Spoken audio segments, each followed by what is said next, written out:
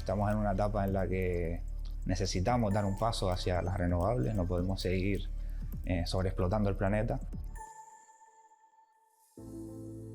Mi nombre es Raico Morán Cabrera, soy técnico de soporte en el área científico-técnica de PLOCAN, Plataforma Oceánica de Canarias. Estudié en el Politécnico de Las Palmas y mis estudios son ciclos formativos de grado superior en desarrollos de productos electrónicos. Me encargo sobre todo de pilotar, de hacer el mantenimiento y trabajo con vehículos submarinos. De esta forma pues conocemos las condiciones del medio. Una de las razones por las que hacemos estas observaciones del medio marino es para identificar las mejores ubicaciones donde instalar aerogeneradores u otros tipos de dispositivos de energías renovables.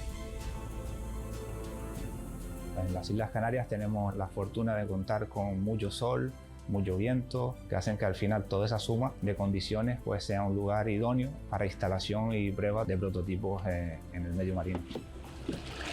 Pues es importante usar este tipo de vehículos para recopilar datos del medio ambiente, porque te da una serie de conocimientos sobre el medio en el que vas a instalar los equipos.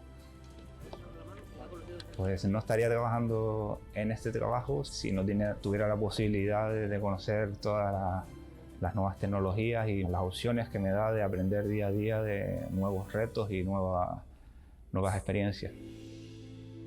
Ahora es un momento fundamental en el que se está desarrollando nuevas tecnologías y hay que apostar por ellas y aplicarlas.